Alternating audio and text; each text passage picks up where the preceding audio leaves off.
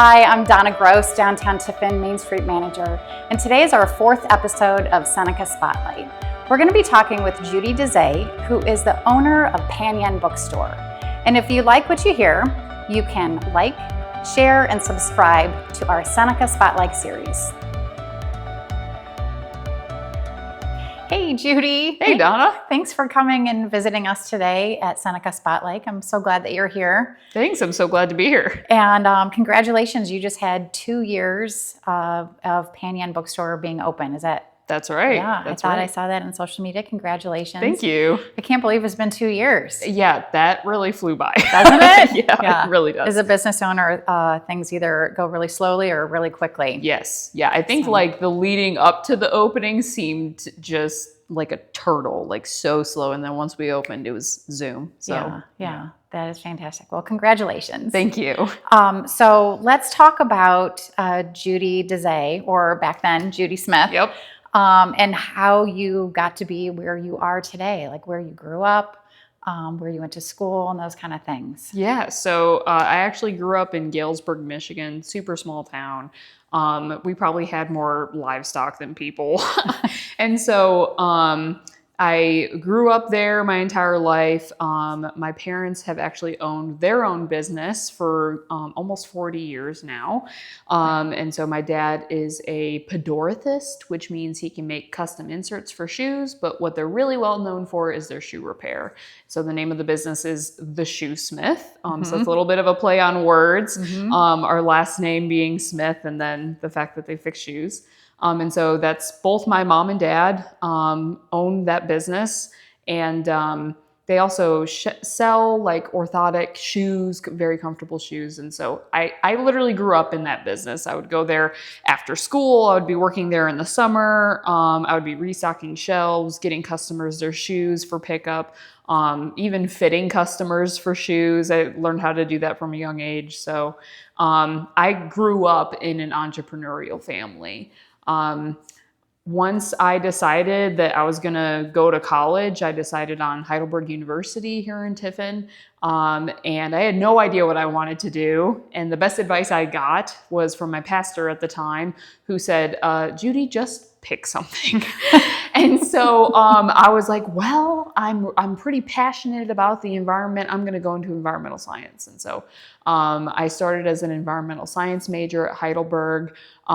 Then I thought from going on a chem club trip to Oak Ridge National Laboratory, I saw computational modeling, like climate change modeling, and I thought that was amazing. And so I decided, all right, I'm going to do computational modeling within environmental science. And so I added a math major to my degree and a computer science minor. That math major was actually the best decision I ever made, because it was because of my math major that I met my now husband, Sean. Met at 8 a.m. differential equations. So romantic. It sounds so romantic. Yes. So graduated in 2020 and was immediately accepted into a PhD program at the University of Toledo. So they were going to let me skip my master's degree and just go straight to a PhD. And so I knew long before I graduated Heidelberg that Tiffin was my home. And so I knew I wasn't going to leave. And so I started commuting back and forth between Toledo and Tiffin to get my graduate degree. And I spent a single semester in grad school before I realized that I could get my PhD if I wanted to. I had it in me, but I didn't really want to. It wasn't my passion. What I was doing was not my passion. And so it was actually an awesome conversation I had with Dale Depew from Seneca News Daily. I had told him about this funny story about Sean and I would walk down this South Washington Street and we would see Paper and Ink, the old bookstore in town. And we would look at it and be like, man, wouldn't it be cool to buy that business and improve it and make it a happening place, with events and book signings and all sorts of stuff. And we were like, oh, haha, that's so cute. What a fun dream. And for some reason, I told Dale that story while I was, deciding what I was going to do about grad school. And he said, well, Judy, why don't you open your own bookstore? And I sat back and I was like, wow, why don't I open my own bookstore? And so I decided, all right, I'm going to drop out of grad school and I'm going to try to open this bookstore. And I knew that I was a risk taker because, I'm going to be opening a business. It's a huge risk, but I wasn't enough of a risk taker to not have another job. Yeah. And so I went back to Heidelberg University, the water quality lab there, National Center for Water Quality Research. I had worked there for 3 years during my undergrad. And so thankfully they took me right back and I started working there while I started trying to open the bookstore. And then it took a couple years there of lots of hard work and lots of ups and downs and obstacles and all sorts of stuff. But then in September of 22, it would have been, 2 years. Yep. Let's do the math, Judy. That's right. Do the math. Do the math. Yeah. September of 22 is when we opened our doors. So, okay. Yeah. Wow. Did it take you long to find your space? Yeah, so it was actually the largest barrier wasn't even space. Although now in downtown Tiffin, we kind of have a lack of space, which is a good problem to have. But actually, my first obstacle was that no bank would give me a loan. Okay, because I'm young, Yep. I don't have a whole lot of credit history to my name, and I also found out later that apparently $50,000 is considered a small business loan, which was maybe one reason why they were like, no, that's too small for us. And so what ended up happening was, again, Dale Depew came in the clutch, and he had a conversation with Krogan Colonial Bank, and they asked him, hey, do you really believe in what she's doing? And he said, I absolutely do. And they said, all right, well, we'll take a chance on her. So I was able to get my loan through Krogan Colonial Bank here locally, and that allowed me then to find my space downtown. Dale also helped me find that space. And then I was able to work on renovations on the space after the landlords worked on their end of the renovations. And then some of that loan money was used for renovations, and then the other part was used for initial inventory. Yep. That's just an amazing story, and I love to hear the success of a young entrepreneur who just follows that passion. Yeah. We were talking a little bit before we were on camera about the difference of being in a larger town, larger city, opposed to a small town like Tiffin, not too small, but just kind of the right size.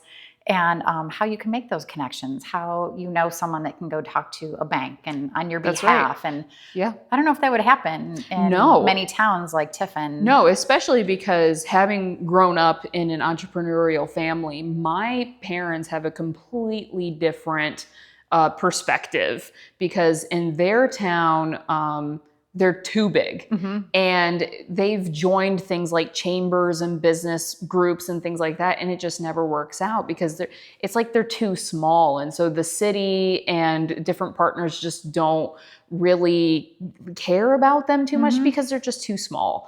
And so they see Tiffin and they're like, wow, it's amazing, all of that cooperation between the businesses. They've never experienced anything like that. That is great. Yeah. When you were growing up and helping your family at the shoe store, did you think at that time that you wanted to open your own business, or was that something like a thought that came to you later? It definitely came later. Growing up, for the longest time, I thought I wanted to be a veterinarian. And the best thing that my parents ever did was took me to a veterinary office and said, hey, you should talk to the veterinarian and just, pick his brain about what is it really like to be a vet. And so thankfully, he actually recommended a book to me to read about this is really what it's like to be a veterinarian, but it's written in a fictional narrative form. And so I read that book, and I remember afterwards I was like, yeah, maybe this isn't for me. Like this is cool, but it's just not really like capturing me. And so then that's when I was kind of like, okay, well now I don't know what I want to do. And I just figured, I think it was a little like once I started going to college, I think I had it in the back of my mind of well, I'll do it someday. I thought it was going to be something that I explored like after my career was over, like once I retired. But after I realized that grad school and academia and research wasn't what I wanted to do for the rest of my life, I also had the realization that if I became an entrepreneur while I was young, if something were to quote unquote like go wrong, if it was just, it completely didn't work, it just blew up in my face, then being young, I had time to like quote unquote catch up financially if something went wrong. And so I just decided like, hey, I'm just going to do it now. Good for you. Yeah. Good for you. Because it is being a risk taker. That's, part of being an entrepreneur. And myself, I own a small business, and it's a hard decision to make. That's right. Because there's so much fear of the unknown. Yep. And I always think that if you've got that passion to try something, if you fail, you fail, but at least you tried. That's right. And then someday later in life, you're not going to say, oh my gosh, I wish I would have at least tried that. Why didn't I try that? So kudos to you for doing that. And then also all this great advice that you're getting, that you listen to that advice and you take that from your pastor to the veterinarian to Dale DePew and people just giving you great advice. That's, I think, a key aspect to have in being an entrepreneur is being open and listening to people giving you some great advice. Sometimes you don't get good advice, but sometimes you get some great advice. That's right. But at least having that that open mind and that listening ear. Yep. So I want to take you back to when you decided to come to Heidelberg. What drew you to Tiffin, and then what drew you to stay in Tiffin? Oh yes. Opposed to like moving somewhere else. For sure. I think it's actually funny. I discovered Heidelberg University because at one time my dad was driving down for a conference. I think he was in Cincinnati or somewhere in Ohio. And he happened to pass by a big billboard on the highway that said Heidelberg University.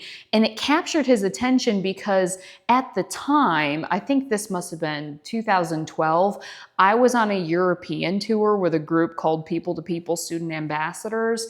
And at that time, I was in Heidelberg, Germany, because he was following my itinerary. And then he sees this big billboard that says Heidelberg, and he's like, Heidelberg in Ohio, what in the world is that? And so he comes back home. I eventually come back home, and he's like, hey, I saw this advertisement for some Heidelberg University. You should check it out. And so I started Googling, and I was like, oh, this is really interesting, this small liberal arts university. And so I remember my first visit to Heidelberg was the summer after my freshman year of high school. And that was because I went to a math and science center, and they're like, you should start looking now. And so I went on a campus tour. And what's funny is that the things that captured me about Heidelberg were the small class sizes, liberal arts, very nice campus. But the joke was that the thing that really captured me was the fact that there were so many ice cream places in Tiffin. I love ice cream. And so I was like, oh, this is heaven. This is it. And I stopped myself and kind of slowed my roll. I'm like, this is only my first campus visit. I'm going to keep my mind open. And so by the time I was applying to universities, I applied to a bunch of them. And I'm actually really thankful. I applied to the University of Chicago, and their acceptance rate is like 8%. And so I was like, oh, I think I really want to go here. So I'm going to apply early decision, which means that if you get in, you are like contractually obligated to go. And so I was like, all right, I think this is it. Thank God they denied me because it meant that I ended up at Heidelberg. The other thing was that I was able to compete in Scholars Day at Heidelberg, and they thankfully awarded me their top scholarship. So that really helped me financially. And so the decision became super easy after that as well. And so I actually started working. My very first job in Tiffin was working at Hawks Crystal in downtown. And the funny thing about that was it was Crystal Traditions before it turned into Hawks Crystal. And Crystal Traditions, one of the business owners, her name was Judy Smith. And so when I came in and filled out an application and put my name, Judy Smith, they were like, this is a joke, right? So I got to know Judy through working at Hawks, but that was a fantastic experience. And that was my first exposure to getting kind of connected to Tiffin and being connected in the business community. And I think I just quickly realized just how connected everybody was. I grew up in a super small town, but my parents' business was in a completely different city. And so they would commute, and I never felt that really deep connection to my community. And I knew that was something that I was really wanting, that I was striving for.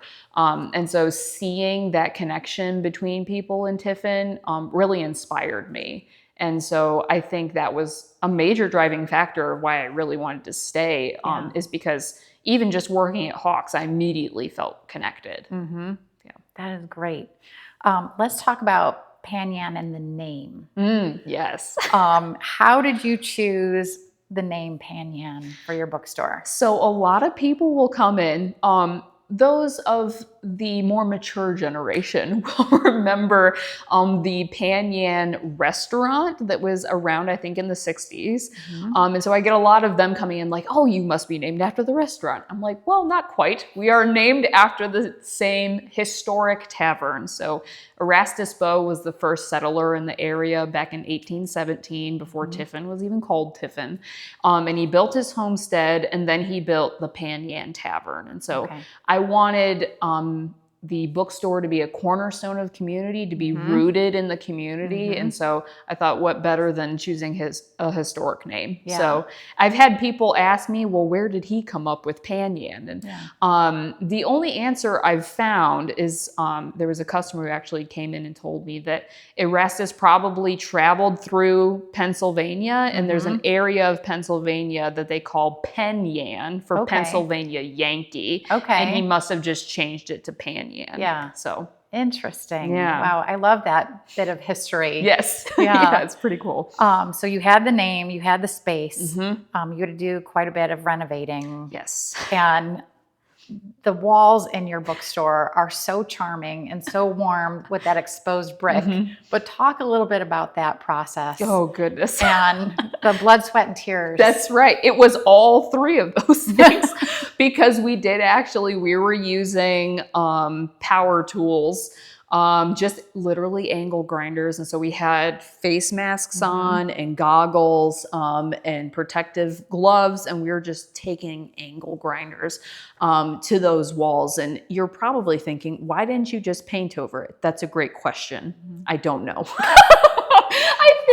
I liked the look of it with just the gypsum, that white kind of powdery stuff. I just liked it so much that I'm like, yeah, this is the way to do it. Looking back, I should not have done it that way, but I love it. It creates a really unique look that nobody else has, because literally everyone else paints. And so it literally took months, I think about 3 months, just to take care of the walls. So it was angle grinding all the way down. A lot of our stores here are long and skinny, and my store is no different. And so we took it all the way down. It was about, there must have been 5 to 7 layers of paint that we had to grind off. And then after that was done, you had to clean up all the dust, of course, because it created a ton of dust.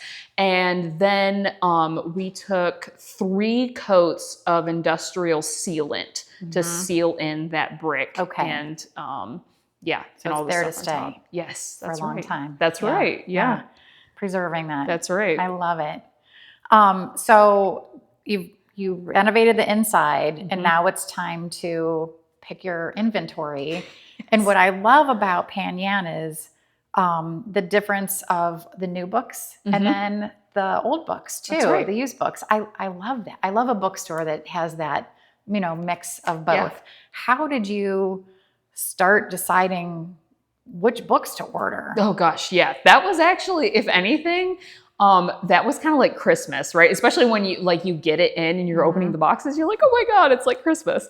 But when I couldn't find my loan, I started doing pop-up bookstores all around Tiffin, and I stuck to just used books for that. So I had some used books to start out my inventory, but a lot of those were actually just donated to me, which was fantastic.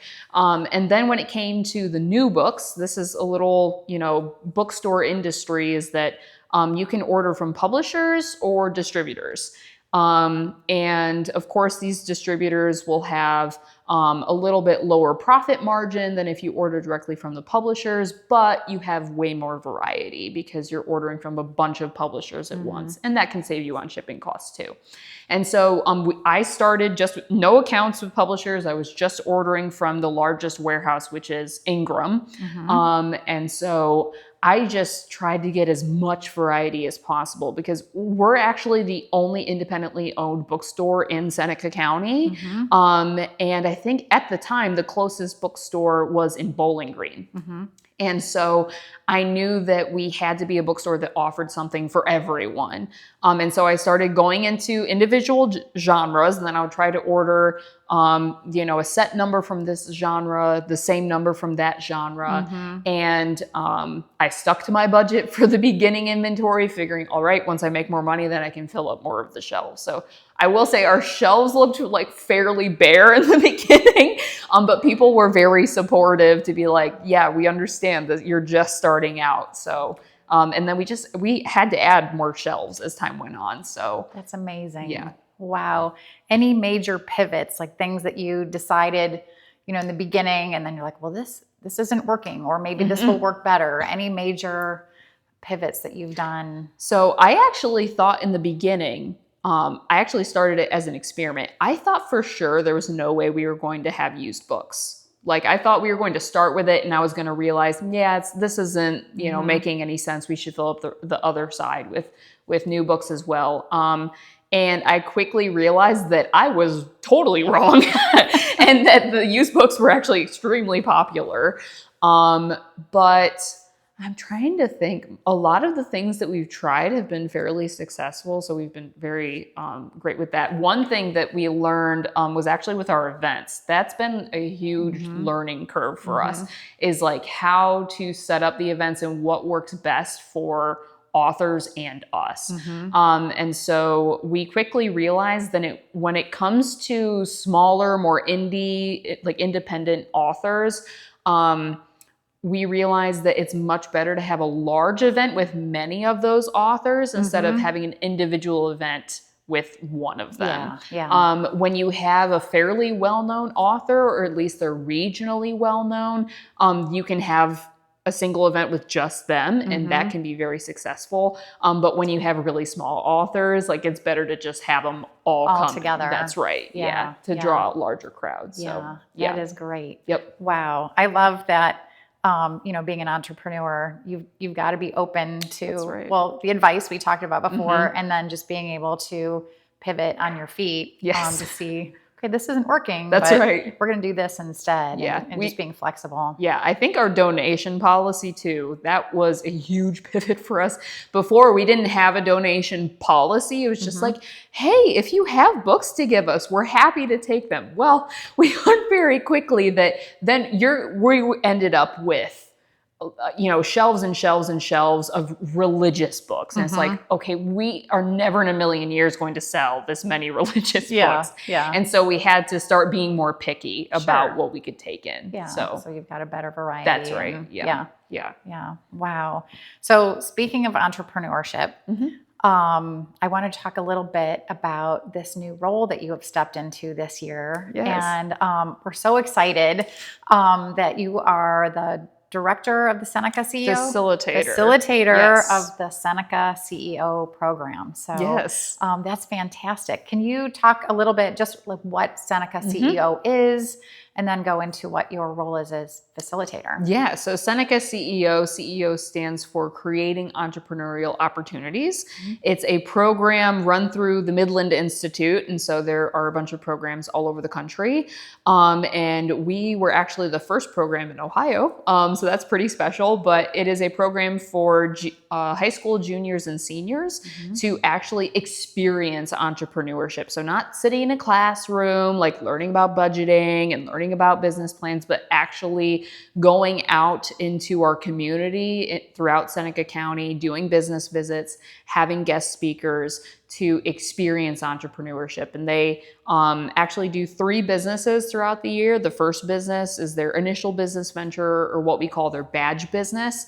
The second is the class business, and that can be pretty much anything they come up with. And then third is their individual business, which is where they get to be as creative as they want and come up with their own individual business. Wow. Yeah. That is great. And so you meet with them through the school year. Yep. Like a regular class. That's right. Monday through Friday, super early in the morning, 7:30 to 9. And as facilitator, it's my job to set up those business visits, get our guest speakers in the door, and to assist them while they're trying to formulate their businesses, and not to do it for them. It's completely on them. And so it's not just about, learning how to be an entrepreneur either. I think one of the best things about the program is that even if you don't continue after high school to have your own business and continue to be an entrepreneur, we're training what we call intrapreneurs, which is somebody who's working inside of a company but has that entrepreneurial mindset. Yeah, I love that. Wow. Well, they are so lucky to have you because you have the experience, firsthand experience, owning your own business. Yep. That's fantastic. They're really lucky to have you. So what a great fit too. Yes. It's really I can't exciting. think of a better fit. So Thank you. that is excellent. Yeah. Just kind of a takeaway from owning your own business, best experience, and then best lesson that you have learned. Wow. So okay. Sorry, Jimmy, to put you on the spot. I know. Oh my gosh. That's a big question. So best experience. For me, owning my own business, it was all about interacting with the customers. Now, of course, you have some customers, as always, in retail or, customer relations that aren't so great. But man, when you get a good customer, they're just the best people. And that was always my favorite, was getting people in the door and having a great conversation with them, whether it was even about books or not, like just interacting with people. So I'd say that was really my best experiences. Anytime somebody great would walk in the door. Those relationships with their clients. Yep. Exactly. And then biggest lesson learned. Oh gosh, that one's hard. There were a lot of lessons. I know. How do you pick just one? Exactly. How do you? It's like every day you learn something. That's right. Some new lesson. Yeah. I think not on like the pivoting thing is a big thing. That was one of the first lessons that I taught my students is well, not even me. We had a guest speaker come in and talk about there's always pivoting in business, and so I think that was huge. But also, not even in just owning my own business, but now being part of the CEO program, how important it is for entrepreneurs to share and like what we talked about, the advice and the cooperation in our community. That's been a huge thing. And not just keeping the lessons learned to yourself, like talk about your failures and talk about things that you've learned. That's to me been the biggest lesson learned, is being able to share that with other people. Yeah. That's fantastic. So other than owning a bookstore and not becoming a vet someday,